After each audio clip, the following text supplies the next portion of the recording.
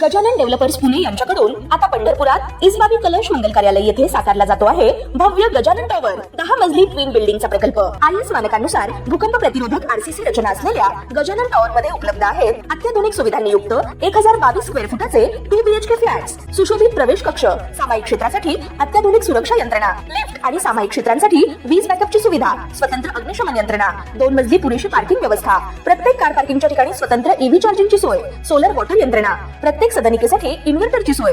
इसबाबी कलश मंगल कार्यालया शेजारी साकारल्या जात असणाऱ्या गजानन टॉवर मध्ये आजच आपला हक्काचा आणि आधुनिक सुविधांनी परिपूर्ण अलिशान फ्रीसाठी संपर्क क्रमांक 7677700025। ताज्या घडामोडी पाहण्यासाठी आमच्या YouTube चॅनलवरील PVR म्हणजेच पंढरी वार्ता या न्यूजला सबस्क्राइब करा आणि शेजारील बेल आयकॉनवर क्लिक करा। हाताची मुठी बंद करा, हात वर करा आणि ताकदीने जोशाने बोला, जय श्रीराम, जय श्रीराम। बोला भारतीय जनता पार्टीचा, भारतीय जनता पार्टीचा, भारत माता की, भारत माता की। 2024 मध्ये पार पडलेल्या लोकसभा निवडणुकीवेळी माढा लोकसभा मतदारसंघातून भाजपनं पुन्हा रणजित सिंह निंबाळकर यांना उमेदवारी जाहीर केली आणि त्यामुळे नाराज झालेल्या धैर्यशील मोहिते पाटील यांनी थेट राष्ट्रवादी शरदचंद्र पवार पक्षाच्या माध्यमातून निवडणूक लढवीत विजय संपादन केला। तर सोलापूर लोकसभा मतदारसंघातून भाजपची उमेदवारी मिळालेले माळशिरसचे माजी आमदार राम सातपुते हे पराभूत झाले।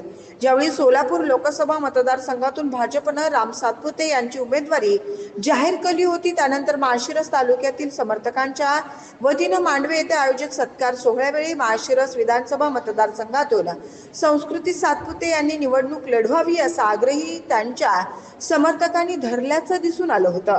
2019 मध्ये पार पडलेल्या माळशिरस विधानसभा निवडणुकीवेळी भाजपकडून बीड जिल्ह्यातील भाजप युवा मोर्चाचे कार्यकर्ते राम सातपुते यांना अनुसूचित जाती माळशिरस विधानसभा मतदारसंघातून उमेदवारी दिली आणि अवघ्या 15 दिवसात पक्षानं दिलेला उमेदवार निवडून आणण्यास मोहिते पाटील हे यशस्वी ठरले होते आणि पुढे 2024 ला भाजपमधून बाहेर पडल्यानंतर मोहिते पाटील यांनी राम सातपुते यांच्यावर जोरदार निशाणा साधताना बीडचं पार्सल बीडला परत पाठवून द्या असं आवाहन सोलापूर लोकसभा मतदारसंघातील मतदारांना केलं होतं।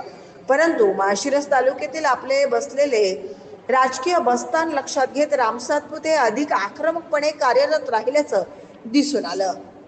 अकलूज नगरपालिका निवडणुकीसाठी राम सातपुते यांनी थेट अकलूजमध्ये घर घेतलं, परंतु अकलूज नगरपालिकेवर भाजपचा झेंडा फडकवण्यात त्यांना अपयश आलं। आता नुकत्याच पार पडलेल्या जिल्हा परिषद पंचायत समिती निवडणुकीत देखील माळशिरस तालुक्यात भाजपला फारसं यश मिळालं नसलं तरी दहिगाव जिल्हा परिषद गटातून माजी आमदार राम सातपुते यांच्या सुविद्य पत्नी संस्कृती सातपुते या विजयी झाल्या होत्या। जिल्हा परिषदेच्या अध्यक्ष उपाध्यक्ष निवडणूक नंतर